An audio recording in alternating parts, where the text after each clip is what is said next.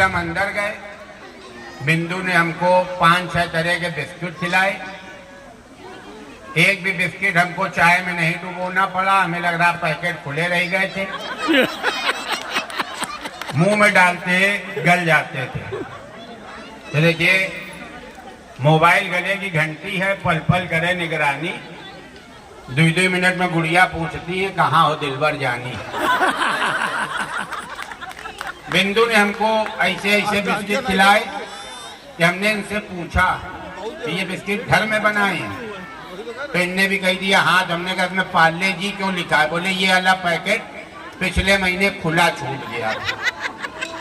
फिर बिंदु किचन में गई, 2 रोटी लिए थे, इनने हमको दूर से दिखाया, पूछा खाइयो। हम पंडित आदमी, हमने कहा जैसे मान लो हम नहीं खाएंगे तो क्या करोगी? बोले भी कुत्ते खिला देंगे। हमने कहा कि ले आओ, तुम कुत्ते ना खिलाओ, जब हम आ गए हैं क्यों कुत्ता कोई खाए। फिर ने हमको भगतवा खिलाया, दाल फ्राई खिलाई, बिना रोटी के चम्मच से दाल फ्राई। इतना स्वागत किया इनने कि हमारी आंखों में आंसू आ गए। हमने कहा इसका स्वागत तो हमारी सास भी नहीं करती हैं। जब हम निकलने लगे घर से तो बिंदु एक गिलास कांच के में पिस्ता की लस्सी ले आई। बिंदु ने कहा भैया जब सब कुछ फेल गए हो तुम, तो यहो तुम पी जाओ। हमने कहा बिंदु हम गरीब ब्राह्मण हैं, ये पिस्ता की लस्सी है, हो सकता हमको ना पचे।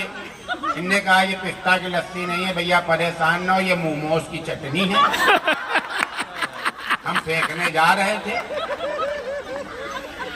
हमने सर्वोत्तम से कहा भैया बड़े भाग्यशाली हो, तुमने मेरी बहुत सेवा करी।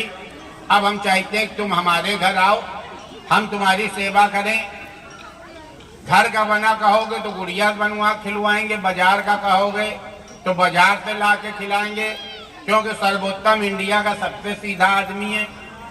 उसने कहा अन्नू भैया घर आएंगे, लेकिन भाभी को परेशान ना करना, घर में आप जो खाते हो हम वो खाएंगे। हमने कहा हम घर में जूता खाते हैं। अयो